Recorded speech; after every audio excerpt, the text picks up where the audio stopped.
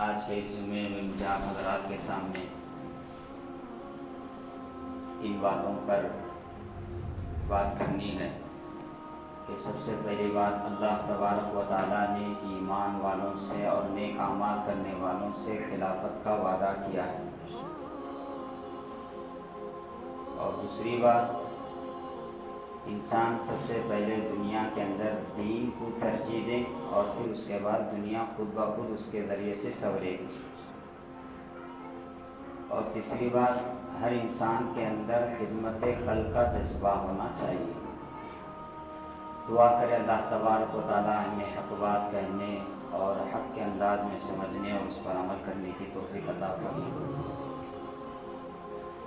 تو اللہ جل جلالہ و امن والہ نے ایمان اور اعمال صالحہ کرنے والوں سے یہ وعدہ کیا ہے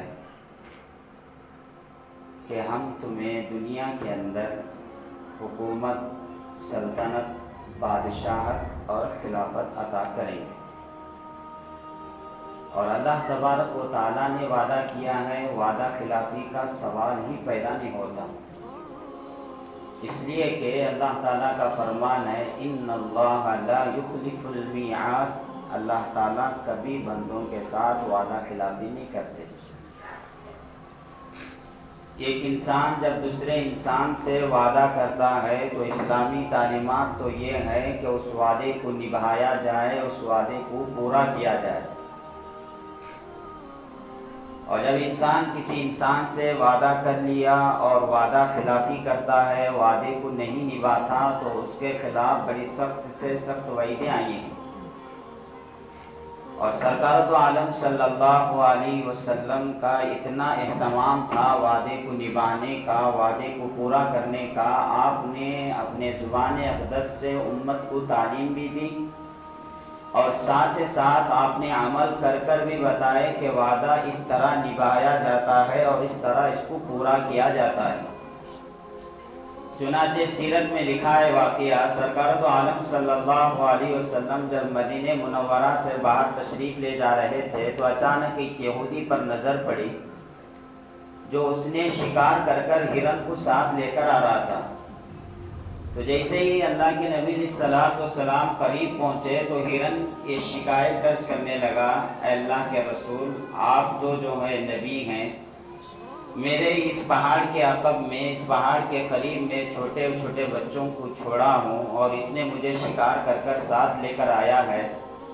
تو آپ تھوڑا سفارش کر دیجئے، میں وعدہ کرتی ہوں آپ سے کہ فوراً جاؤں گی، دودھ پلاؤں گی بچوں کو، پھر واپس آ جاؤں گی۔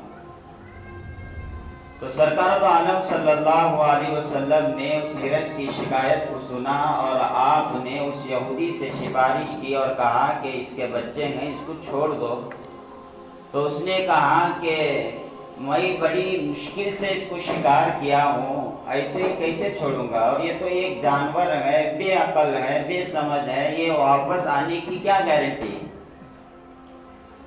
تو سرکار دو عالم صلی اللہ علیہ وسلم نے اس یہودی سے وعدہ کیے کہ میں اس کی ذمہ داری لیتا ہوں، میں تجھ سے وعدہ کرتا ہوں کہ جب تک یہ واپس نہیں آئے گی اسی جگہ پر میں ٹھہرا رہوں گا۔ تو چنانچہ آپ کی ذمہ داری پر اس نے ہرن کو چھوڑ دیا، اور ہرن دوڑتے ہوئے گئی اور جا کر دودھ پلا کر ہانپتے ہوئے تیزی کے ساتھ پھر واپس آ گئے۔ تو چنانچہ وہ یہودی دیکھ رہا تھا یہ کہ یہ کیسے واپس آئے گی، جبکہ ایک تو ایک جانور ہے اور بڑی مشکل سے میں نے اس کو شکار کیا ہے، لیکن تیزی کے ساتھ دوڑتے ہوئے جب واپس آئی، اس پر نظر پڑی تو اس نے اسی وقت آن کے آن کلمہ پڑھ لیا، کہا کہ اللہ کے رسول، جب ایک ہرن، ایک جانور اور ایک بے عقل جب وعدے کو پورا کرتا ہے تو پھر یہ اسلام سچا اور صحیح اور پاکیزہ مذہب ہے، مجھے بھی آپ کلمہ پڑھا کر اسلام میں داخل کر لیجیے۔ تو چنانچہ وعدہ یہ ہوتا ہے، وعدے کا جب پورا معاملہ ہوتا ہے، اس طرح کی تعلیمات ہوتی ہیں، تو پھر جانوروں کے اندر بھی وعدے کو نبھانے کی پوری کوشش ہوتی ہے۔ تو سرکار دو عالم صلی اللہ علیہ وسلم نے امت کو اس پر کھڑا کیا اور اس پر آمادہ کیا، اور آپ اپنی تعلیمات کے ذریعے سے، ارشادات کے ذریعے سے، فرمودات کے ذریعے سے امت کو یہ بتایا کہ وعدہ جب کسی سے کرتے ہیں تو اس کو پورا کرو، اس کو نبھاؤ اور وقت پر پورا کرو۔ اور آج کل جو ایک انسان دوسرے انسان سے بے اعتمادی ہے، جو بھروسہ اڑ گیا ہے یا لڑائی جھگڑے کا جو سبب بنا ہے، اس کی بنیادی وجہ یہی وعدہ خلافی ہے کہ جب ایک انسان دوسرے انسان سے کوئی وعدہ کر لیتا ہے، حالانکہ وہ جانتا ہے جو وعدہ کر رہا ہے، وہ خود جانتا ہے کہ اتنے کم وقت میں یہ کام میں پورا کر نہیں پاؤں گا، لیکن سامنے والے کو اس سے چھڑانے کے لیے یا اس کا جو ہے اعتماد میں لانے کے لیے وعدہ کر لیتا ہے کہ فلاں دن فلاں وقت یہ کام میں پورا کروں گا، یہ چیز عطا کروں گا، اس طرح کے وعدے کر لیتا ہے۔ لیکن جب وہ دن آ جاتا ہے، جب وہ وقت آ جاتا ہے، تو پھر اس وعدے کو، اس کام کو، اس چیز کو جب پورا نہیں کرتا یا ادا نہیں کرتا تو پھر وعدہ خلافی ہو جاتی ہے۔ اور جب وعدہ خلافی ہو جاتی ہے تو پھر بے اعتمادی انسان کی پیدا ہو جاتی ہے، انسان پر جو بھروسہ تھا، جو اعتماد تھا، وہ ختم ہو جاتا ہے۔ اور جب اعتماد ختم ہو گیا، بھروسہ ختم ہو گیا، تو پھر اثر نو دوبارہ انسان کبھی اس سے معاملہ نہیں کرے گا۔ معاملہ کرنے سے پہلے 100 بار سوچے گا کہ اس سے کرنا صحیح ہے یا غلط ہے۔ اور دنیا کے اندر اللہ تعالیٰ نے ایسا نظام بنایا ہے، کوئی بھی انسان اثر نو اپنا کام خود نہیں کر سکتا۔ ہر انسان کو دوسرے انسان کی ضرورت ہے، ہر انسان کو دوسرے انسان کی مدد کی ضرورت ہے، احتیاج ہے، اور خود سے اپنے پورے کام نہیں کر سکتا جب تک کہ دوسرے انسان کو ملا لینا۔ اور جب دوسرے انسان سے معاملہ پڑ جاتا ہے تو اثر نو وہاں پر وعدے کی ضرورت پڑتی ہے، اور پھر جب وعدے کی ضرورت پڑتی ہے تو اس کو پورا کیا جائے، اس کو نبھایا جائے۔ اور اگر وعدے کو توڑتا ہے یا وعدہ خلافی کرتا ہے تو پھر آدمی پر جو بھروسہ ہونا چاہیے، جو بھروسہ رکھنا چاہیے، وہ سب کا سب ختم ہو جاتا ہے۔ اور جب بھروسہ ختم ہو جاتا ہے، بھروسہ ٹوٹ جاتا ہے، تو پھر دوبارہ انسان کبھی اس پر بھروسہ نہیں کر پائے گا۔ معاملہ کرنے سے پہلے کئی بار سوچے گا کہ اس سے معاملہ کرنا صحیح ہے یا غلط ہے۔ اسی لیے سرکار دو عالم صلی اللہ علیہ وسلم نے امت کو اس پر زور دیا، کہا کہ جب کسی سے وعدہ کرو تو اس کو پورا کرو، اس کو نبھاؤ۔ اور وعدہ پورا نہ کرنا بڑی سخت وعیدیں آپ نے سنائی ہے، کہا کہ وعدے کو کر کر نہ نبھانا، پورا نہ کرنا ایسا ہے جیسا کہ منافق کی خصلتوں میں شمار کیا گیا۔ اور اللہ کے نبی علیہ السلام نے وعدے نبھانے کا اتنا اہتمام کیا، حضرت ابو الحمصہ رضی اللہ تعالیٰ عنہ فرماتے ہیں کہ اعلان نبوت سے پہلے اللہ کے نبی علیہ السلام ابھی آپ کو نبی نہیں بنایا گیا تھا، آپ کو نبی بنانے سے پہلے میرا ایک آپ سے معاملہ ہو گیا، کچھ سامان میں نے آپ سے لے لیا تھا، رقم دینے کی باری آئی تو میں یہ کہہ کر گیا کہ آپ علیہ السلام کو کہا کہ آپ اسی جگہ پر ٹھہرے رہیں، میں جاؤں گا اور رقم لے کر آؤں گا۔ تو جیسے ہی میں گھر گیا تو کسی کام کی وجہ سے میں وہ وعدہ بھول گیا، اور پھر اسی حالت میں 1 دن 2 دن 3 دن گزر گئے، اور 3 دن کے بعد اچانک مجھے خیال آیا، تو پھر جیسے ہی میں رقم لے کر واپس آیا تو دیکھا تو آپ علیہ السلام کو جس مقام پر چھوڑا تھا اسی مقام پر تھے۔ اور آپ صلی اللہ علیہ وسلم نے مجھے دیکھا تو نہ آپ کی پیشانی پر بل آئے، نہ آپ نے غصے کا اظہار کیا، بلکہ زبان سے صرف اتنے الفاظ کہے کہ ابو الحمصہ تو نے مجھے مشقت میں ڈال رکھا ہے۔ تو 3 دن تک آپ علیہ السلام نے سیرت میں لکھا ہے کہ اس مقام پر ٹھہرے رہے، اس لیے کہ وعدہ کیا گیا تھا کہ اسی جگہ پر ٹھہرا رہوں گا۔ تو یہ ہوتا ہے وعدے کو پورا کرنا، وعدے کو نبھانا۔ اور آپ صلی اللہ علیہ وسلم نے وعید سنائی، جو کوئی وعدہ کرتا ہے کسی بھی مسلمان سے یا کسی بھی شخص سے، جب وعدہ کرتا ہے، وعدہ کر کر اس کو نہیں نبھاتا یا اس کو توڑ دیتا ہے یا خلاف ورزی کرتا ہے، تو آقا نے فرمایا کہ منافق کی عادتوں میں سے اس ایک عادت ہے، منافق کی خصلتوں میں سے خصلت اس کے اندر پائی جا رہی ہے۔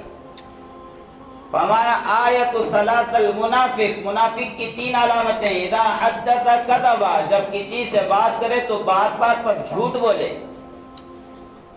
اور اذا اؤتمن خان، اور جب امانت رکھی جائے تو خیانت کرے،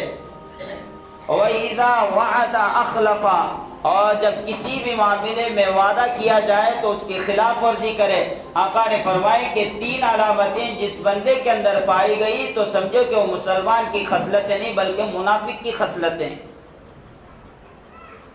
تو وعدہ جس کسی سے بھی کیا جائے اس کو نبھایا جائے، اس کو پورا کیا جائے۔ تو ہر انسان کے وعدے 2 طرح سے ہوتے ہیں، ایک وعدہ اللہ تعالیٰ سے کیا ہے اور دوسرا وعدہ انسانوں سے ہوتا ہے۔ اللہ تعالیٰ سے جو وعدہ کیا ہے عالم ارواح کے اندر، الست بربکم قالوا بلا شہیدنا، عالم ارواح کے اندر اللہ سے یہ عہد لیا، یہ وعدہ کیا کہ اللہ آپ ہی پالنہار ہیں، آپ ہی رب ہیں، آپ ہی خالق ہیں، آپ ہی مالک ہیں۔ اور جب دنیا کے اندر اللہ نے اس آزمائش کو کہ پورا کر پاتے یعنی صرف زبانی دعویٰ ہے یا پریکٹیکل عملی طور پر اس پر کھڑے اتریں گے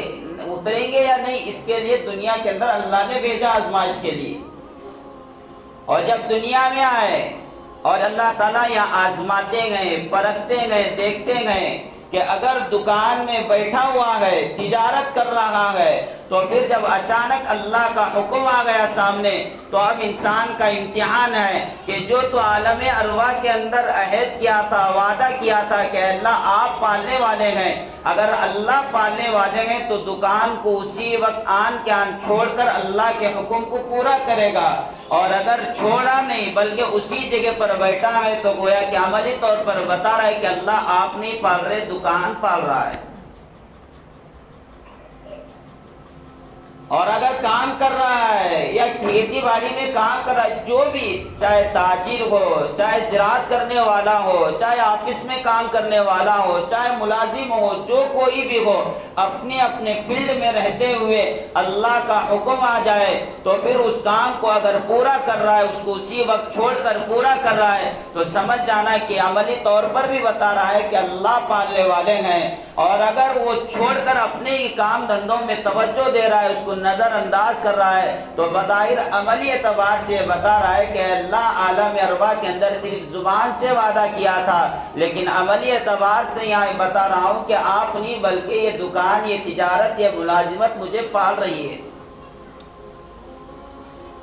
تو وعدہ اللہ تعالیٰ سے جو پورا کیا گیا ہے اس کو نبھائے، اس کے احکامات کو پورا کرے، یہ ہے اللہ کے ساتھ وعدے کو پورا کرنا۔ اور دوسرا جو ہے بندوں سے ہوتا ہے، بندوں سے کہ کبھی کوئی کسی سے قرض لیا یا کوئی کسی سے معاملہ ہو گیا یا کوئی کام کرنا ہے، وعدہ کر لیا کہ فلاں دن فلاں ٹائم تک آپ کا کام پورا کروں گا یا آپ کی رقم لوٹاؤں گا یا آپ کا کام پورا کر دوں گا۔ تو اس طرح جب بندے سے معاملہ ہو گئے تو اس کو چاہیے کہ وہ وقت آنے سے پہلے پوری کوشش کرے کہ اس کو نبھائے، اس کو پورا کرے۔ اور اگر خلاف ورزی کرتا ہے تو پھر وعدہ خلافی ہو گئی، وعدہ خلافی منافق کی علامت قرار دی گئی۔ تو الغرض اللہ تبارک و تعالیٰ نے بندوں سے وعدہ کیا ہے کہ اے ایمان والو، جب تک تمہارے اندر ایمان رہے گا، نیک اعمال رہیں گے، تو ہمارا تمہارے لیے وعدہ ہے کہ ہم تمہیں دنیا کے اندر بادشاہت، حکومت اور خلافت تمہیں عطا کریں گے۔ دونوں چیزیں ضرور ہے، ایمان بھی اور اعمال صالحہ بھی۔ صرف ایمان ہے، اعمال صالحہ نہیں تو بھی اعتبار نہیں، اور صرف اعمال صالحہ ہے، ایمان ہی نہیں ہے تب بھی کوئی اعتبار نہیں۔ ایمان بھی ہو، اعمال صالحہ بھی ہو، اور ایمان اور اعمال صالحہ بھی اس درجے کے جس درجے کا اللہ کو مطلوب ہے، مقصود ہے، محبوب ہے، اس درجے کا ایمان اور اعمال صالحہ ہو۔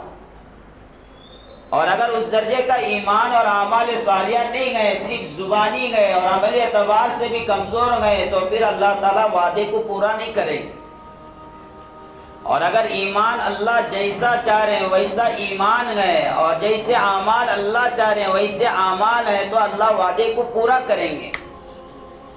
دیکھیے حضرات صحابہ اکرام رضوان اللہ تعالیٰ علیہم اجمعین کی زندگیوں کو اٹھا کر، سیرت کو اٹھا کر، صحابہ کے سوالے کو اٹھا کر ایمان اور یقین، اللہ اکبر، اس درجے کا کہ ہمارا یہ اعتماد اور یہ قول یقین ہے اس بات پر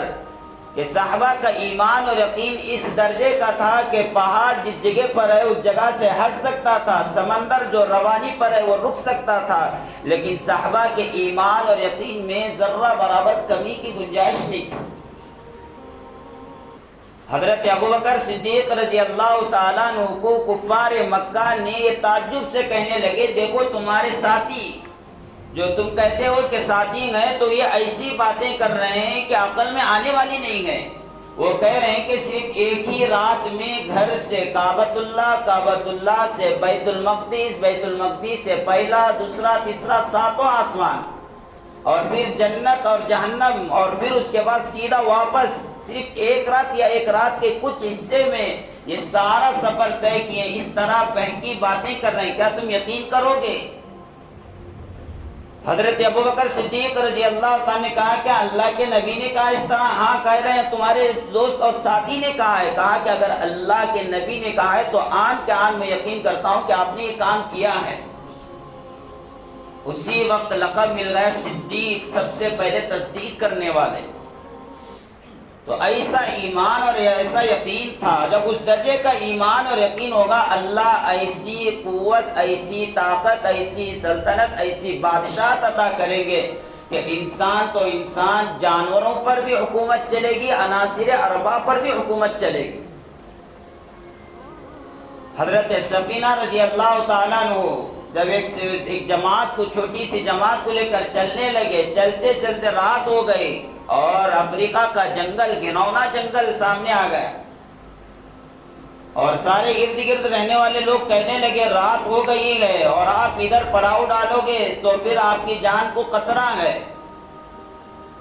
تو حضرت سفینہ رضی اللہ تعالیٰ عنہ جنگل سے مخاطب ہو کر اعلان کیا کہ اے جانوروں سنو، تم بھی اللہ کی مخلوق اور ہم بھی اللہ کی مخلوق، اور ہم آج کے رات یہاں پر رات گزارنا چاہتے ہیں، ہم محمد کے غلام ہیں، تم اپنی جگہ یہاں سے خالی کرو۔ زبان میں ایسی تاثیر، ایسی قوت اللہ نے عطا کی تھی کہ یہ آواز جیسے ہی جنگلوں میں پڑی تو شیر اپنے سارے بچوں کو لے کر اور ہاتھی اپنے جھنگڑ کو لے کر، سب بچوں کو لے کر باہر یعنی جنگل کا راستہ صاف کرنے لگے۔ اور حضرت سفینہ رضی اللہ تعالیٰ عنہ رات گزار کر پھر جو ہے صبح سویرے سارے لوگ آ گئے کہ ان کا حال کیا ہے، دیکھیں تو صحیح۔ دیکھا کہ حشاش بشاش عبادت میں، آوازاری میں، دعاؤں کے اندر مشغول ہیں، تو کہا کہ یہ کوئی اور نہیں، یہ تو عجیب مخلوق لگتی ہے کہ جن سے جنگل بھی صاف ہو گیا ہے۔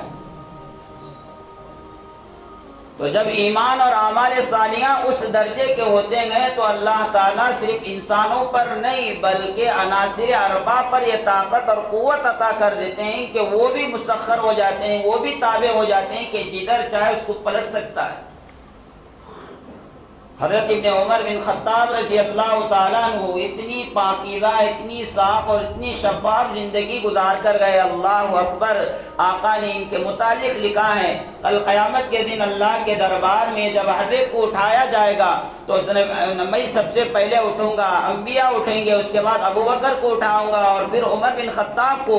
تو وہ عمر بن خطاب سب سے پہلی شخصیت ہے، اول من یسلم علی رب عمر، کہ سب سے پہلے اللہ سلام کریں گے عمر بن خطاب کو۔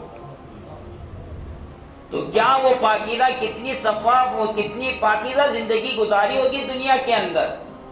اور اللہ نے ایسی زبان کے اندر تاثیر اور قوت عطا کی تھی کہ عناصر اربع کو ان کے تابع کر دیا تھا، ان کے لیے مسخر کر دیا تھا۔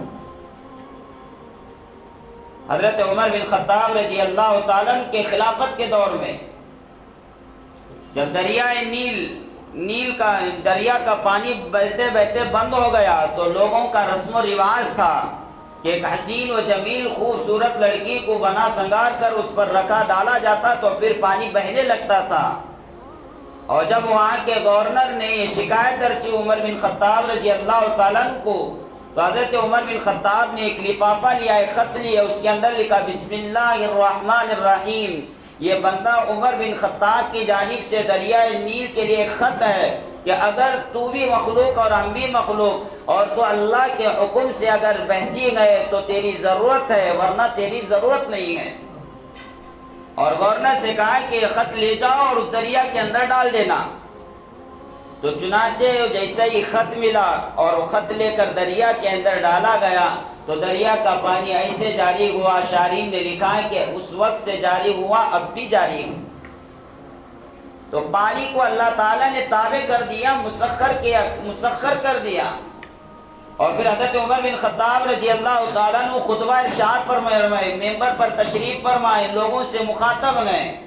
بات کرتے کرتے آپ نے اچانک یہ الفاظ کہے، یا ساریہ الی الجبل، یا ساریہ الی الجبل۔ صحابہ سامنے رہنے والے تعجب کرنے لگے، بات ہو رہی ہے کچھ اور، لیکن اچانک یہ الفاظ کہ لوگ پہاڑ کی طرف دیکھو۔ تو چنانچہ ایک لشکر کو آپ نے بھیجا تھا، کئیوں سینکڑوں میل کے فاصلے پر ہے، اور سپہ سالار سے مخاطب ہو کر کہا جا رہا ہے کہ تم پہاڑ کے پیچھے دیکھو، جو ایک فوج آ رہی ہے تم پر حملہ کرنا چاہ رہی ہے۔ تو چنانچہ یہ آواز سپہ سالار کو جب پہنچے، انہوں نے پیچھے کا عقب کیا اور پھر جو فوج آ رہی تھی ان کا مقابلہ کیا، اللہ نے فتح دے دی۔ کچھ دنوں کے بعد جب واپس آئے تو کہا کہ تمہیں فتح کیسے نصیب؟ لوگ پوچھنے لگے، کہا کہ ہم نے اس جگہ پر رہتے ہوئے عمر بن خطاب کی آواز کو سنا کہ وہ کہہ رہے تھے کہ پہاڑ کے پیچھے دیکھو، جو فوج تم پر حملہ کرنا چاہ رہی ہے۔ تو وہ آواز جیسے ہی کانوں میں پڑی تو ہم نے پیچھے جو ہے مڑ کر دیکھا تو فوج آ رہی تھی، ان سے مقابلہ کیا، اللہ نے فتح دے دی، تو ہوے کو تابع کر دیا۔ اور حضرت عمر بن خطاب رضی اللہ عنہ کے خلافت کے دور میں جب زمین کے اندر زلزلہ آ گیا تو عمر بن خطاب رضی اللہ عنہ نے اپنا پیر نکالا اور زور سے زمین پر پٹکا اور مخاطب ہو کر کہا کہ اے زمین، کیا تجھ پر عمر عدل و انصاف نہیں کر رہا ہے کہ تو ہلنے لگ گئی؟ تو کون زمین پر اس طرح پٹکنا تھا کہ زمین کے اندر جو زلزلہ تھا رک گیا، اللہ زمین کو بھی تابع کر دیا۔ اور انہی کے خلافت کے دور میں ایک آگ نکلی اور بڑھتے ہوئے آگے آنے لگی، مدینے کے قریب داخل ہونے لگی۔ تو حضرت عمر بن خطاب رضی اللہ تعالیٰ نے تمیم داری انصاری رضی اللہ تعالیٰ سے کہا کہ تمیم جاؤ اس آگ کو بجھا کر آؤ۔ تو تمیم داری 2 رکعت نماز ادا کی اور پھر ایک کپڑا لیے اور کپڑے کو اس حیت بنائی جس طرح بارکول بنایا جاتا ہے جو جانوروں کو ہانکنے کے لیے استعمال کیا جاتا ہے، تو اس طرح کرتے ہوئے آگ کو اس طرح ماریں جیسے جانوروں کو مارا جاتا ہے۔ تو آگ پیچھے ہٹتے ہٹتے جس جگہ سے نکلی تھی اسی جگہ پر جا کر ختم ہو گئی۔ تو جب ایمان اور اعمال صالحہ اس درجے کے ہوں گے تو اللہ تعالیٰ صرف انسانوں پر بادشاہت نہیں بلکہ عناصر اربعہ پر بھی بادشاہت عطا کر دے گا۔ اور جو اللہ عمر بن خطاب رضی اللہ تعالیٰ کے زمانے میں تھا آج بھی وہی اللہ ہے، لیکن بس فرق یہ ہے کہ ان کا جس درجے کا ایمان اور جس درجے کے اعمال صالحہ تھے، آج اس درجے کا نہ ہمارا ایمان ہے نہ اعمال صالحہ ہے، اور آج بھی کسی اور سے امیدیں ہماری وابستہ ہیں کہ اگر یہ سطح پر آ جائے تو ہمارے کام ہو جائیں گے، اس کے بجائے یہ آ جائے تو ہمارے کام ہو جائیں گے۔ دوسروں سے غیروں سے امیدیں وابستہ ہیں، جبکہ اس کے اندر خود اللہ کی پہچانی جس نے بنایا اس کی عبادت نہیں ہے، اور صحیح کیا غلط کیا تمیز پہچان نہیں ہے، پاکیزہ کیا ناپاک کیا وہ پہچان نہیں ہے، تو پھر وہ کیا خاک ہمارے وعدوں کو پورا کرے گا؟ جب وہ خود دوسروں کا محتاج ہے، دوسرے اس کی جب تک ضرورت پورا نہیں کرتے وہ اپنی ضرورت پورا نہیں کر سکتا، تو جب خود دوسروں کا محتاج تو کیا خاک کیا مٹی ہمارے ضرورتوں کو پورا کرے گا؟ اللہ کہہ رہے ہیں کہ نہیں، ادھر نہیں، تمہارا راستہ تو یہ کہ جیسا میں تمہارے سے مطالبہ کر رہا ہوں تمہارے اندر وہ ایمان اس درجے کا ہو،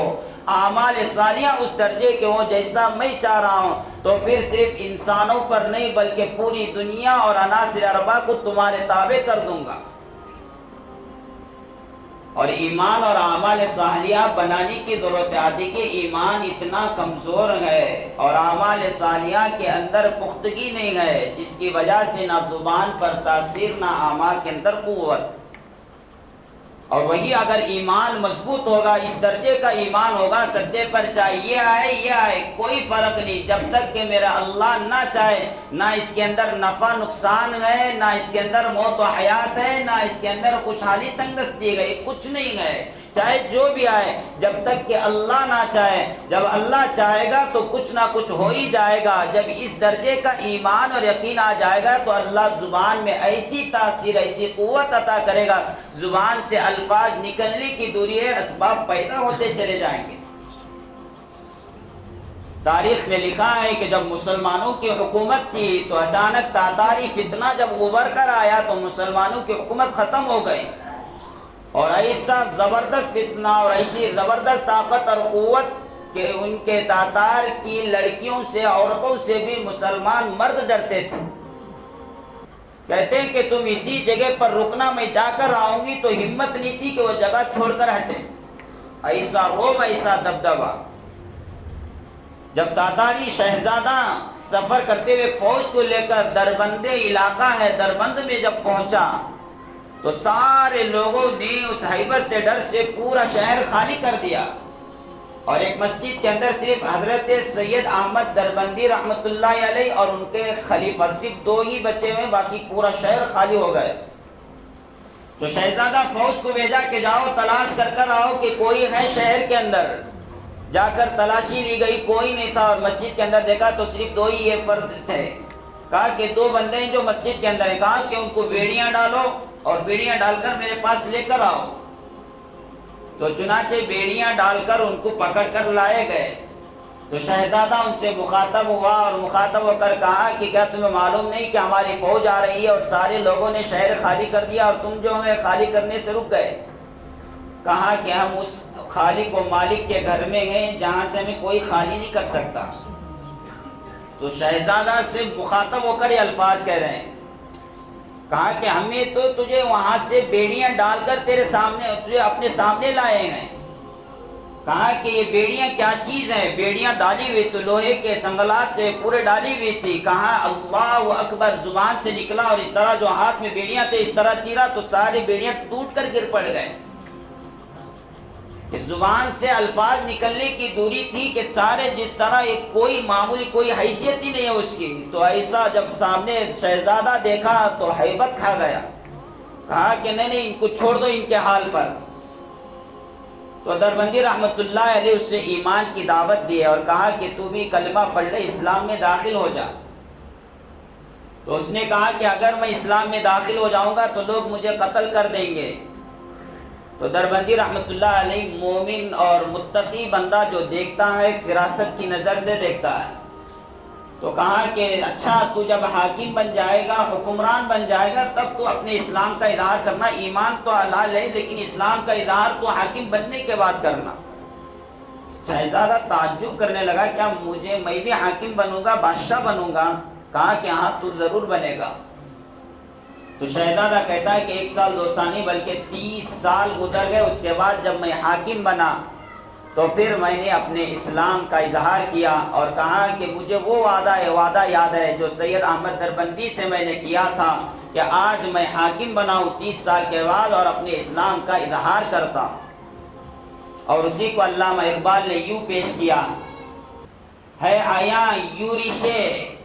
تاتار کے افسانے سے، ہے آیا یورش تاتار کے افسانے سے، پاسباں مل گئے کعبے کو صنم خانے سے۔ کہ جہاں سے اسلام اور ایمان اور مسلمانوں کو مٹانے والے پیدا ہوتے وہیں سے امام مل گئے، وہیں سے رہبر مل گئے، وہیں سے رہنما مل گئے۔ تو ضرورت ہے اس بات کی کہ ایمان اور اعمال صالحہ اس درجے کے ہو جس درجے کا اللہ مطالبہ کر رہا ہے، اللہ چاہ رہا ہے، اللہ پسند کر رہا ہے۔ اور آج ہماری سوچ ہی غلط ہے۔ ہماری سوچ تو یہ ہے کہ پہلے میں گاؤں کا صدر بن جاؤں، ایم ایل اے بن جاؤں، ایم پی بن جاؤں، وزیر اعلیٰ وزیر اعظم بن جاؤں اور پھر دین کا کام کروں گا۔ یہ سوچ غلط ہے۔ تو پہلے دین کو جب اپنائے گا، دین کو ترجیح دے گا تو اللہ تعالیٰ اس کے بدولت خود بخود دنیا کو سنواریں گے، دنیا بن جائے گی۔ اور یہ سوچ غلط ہے کہ پہلے میں دنیا قائم کروں گا، دنیا حاصل کروں گا، پھر دین کی طرف دیکھوں گا۔ غلط ہے سوچ۔ پہلے دین کو ترجیح دے، دین کو اپنائے۔ دین کو اپنانے سے، دین کو ترجیح دینے سے ایک تو یہ کہ کامیابی بھی ہے، نجات بھی ہے اور حفاظت بھی ہے۔ اب دیکھیے حالات ایسے ہیں کہ ان حالات میں نہ جان کی صحیح طور پر حفاظت ہے نہ مال کی حفاظت ہے۔ بہت سی مرتبہ انسان بن کر صبر کر تیار ہو کر گھر سے نکلتا ہے، ضروری نہیں کہ وہ خود بخود گھر کو آئے گا، بلکہ کئی مرتبہ ایسا بھی ہوتا ہے کہ نکلتا ہے خود سے، لیکن کئیوں لوگ اس کو واپس لاتے ہیں کہ خود سے نہیں آتا، لانا پڑتا ہے، کیوں؟ جان مال کی حفاظت نہیں ہے۔ اور کئیوں مرتبہ ایک انسان نکلتا ہے تو اپنے ساتھ باڈی گارڈوں کو اور اپنے ساتھ کچھ لوگوں کو، کچھ پیچھے رہنے والوں کو لے کر چلتا ہے کہ میری حفاظت کرے۔ ہو سکتا ہے کہ جس کو حفاظت کے لیے یہ آگے پیچھے رکھا وہی لوگ اس کو دھوکہ دے دیں، وہی لوگ اس کو قتل کر دیں، یا وہی لوگ اس کا پیچھا چھوڑ دیں۔ حالات بدل سکتے ہیں، تو دنیا کے اسباب جتنے چاہے اختیار کریں یہ اور بات ہے، لیکن اگر وہی آدمی دین کو ترجیح دے گا تو اللہ تعالیٰ اس کے بدولت اس کی حفاظت بھی کریں گے اور اس کے نجات اور کامیابی اس کو ملے گی۔ سرکار دو عالم صلی اللہ علیہ وسلم کا فرمان ہے کہ جب کوئی بندہ اپنے گھر سے باہر نکلتا ہے تو باہر نکلتے ہوئے بسم اللہ توکلت علی اللہ لا حول ولا قوت الا باللہ، مختصر دعا، جامع دعا، جب کوئی بھی بندہ یہ پڑھ کر نکلتا ہے تو ایک فرشتہ اعلان کرتا ہے کفیتا ووقیتا، 3 اعلانات کرتا ہے، کہتا ہے کہ جا تجھے دنیا کی کوئی بھی چیز تجھے نقصان نہیں پہنچائے گی، سوائے موت کے کوئی چیز تجھے نقصان نہیں پہنچائے گی، کوئی چیز تجھے تکلیف نہیں دے گی، وہ کفیتا، اور تجھے بچا لیا گیا ہے اور اللہ تعالیٰ تیری حفاظت کے لیے کافی ہے۔ اور پھر کہا جاتا ہے شیطان کے چنگل سے بھی تجھے بچا لیا گیا، اس کے مکر سے بھی تجھے بچا لیا گیا ہے۔ تو ایک شیطان دوسرے شیطان سے یہ چلا کر کہتا ہے کہ تو اسے کیسے اپنے جال میں پھنسائے گا جبکہ وہ اللہ کی حفاظت میں آ گیا ہے۔ تو دین کو اپنانے سے ادھر دنیا بھی سنور رہی ہے، ادھر حفاظت بھی ہو رہی ہے۔ اسی لیے ایک محدث کبیر جب حدیث کا بیان دے رہے تھے، دیتے ہوئے انہوں نے کہا کہ جب کوئی بندہ بسم اللہ الذی لا یضر مع اسمہ شیء فی الارض ولا فی السماء وهو السمیع العلیم صبح میں پڑھتا ہے تو شام تک، شام میں پڑھتا ہے تو صبح تک اللہ تعالیٰ ہر آفت سے، ہر بلا سے، ہر مصیبت سے اس کی حفاظت کرتے ہیں۔ اور محدث جب یہ بیان کر رہے تھے ان کے ہاتھ کو لقوہ لگا ہوا تھا، تو جو شاگرد تھے جو بیٹھے ہوئے تھے وہ سارے کے سارے جب بیان کر رہے تھے تو ان کے ہاتھ کو دیکھ رہے تھے، تو حضرت ان کے آنکھوں ہی آنکھوں میں سوال کو سمجھ گئے کہ میں تو بیان کر رہا ہوں اس بات کی اور وہ لوگ دیکھ رہے ہیں میرے ہاتھ کو، تو سمجھ گئے کہ یہ پوچھنا چاہ رہے ہیں کہ آپ خود بیان کر رہے ہیں اور آپ کے ہاتھ کو لقوہ لگا ہوا ہے۔ تو چنانچہ سوال کو سمجھ کر جواب دینے لگے، کہا کہ سنو کہ مجھے بھی ایسا ہوا کہ میں اس دعا پر پابندی سے عمل کر رہا ہوں، لیکن ایک دن میں پڑھنا بھول گیا، جس دن بھولا تھا اسی دن مجھے لقوہ لگا۔ تو یہ دین پر چلنے سے اللہ تعالیٰ دنیا بھی سنوار دیں گے، دنیا بھی سنورے گی اور بن جائے گی، تو دونوں معاملات میں جو ہے کامیاب ہے۔ تو ضرورت ہے اس بات کی کہ ہم سب سے پہلے ایمان کو ترجیح دیں اور اعمال صالحہ کریں۔ ایمان جب ہمارا اس درجے کا ہوگا، اعمال صالحہ ہمارے جب اس درجے کے ہوں گے تو اللہ تعالیٰ وعدہ کرتے ہیں حکومت کا، سلطنت کا، بادشاہت کا۔ انشاءاللہ آئندہ اور عرض کیا جائے گا اسی تعلق سے۔ دعا کرے اللہ تعالیٰ سے اللہ تبارک و تعالیٰ ہمیں قرآنی تعلیمات پر عمل کرنے کی توفیق نصیب فرمائے۔ اللہ جیسا ایمان اور اعمال کا مطالبہ کر رہے ہیں اللہ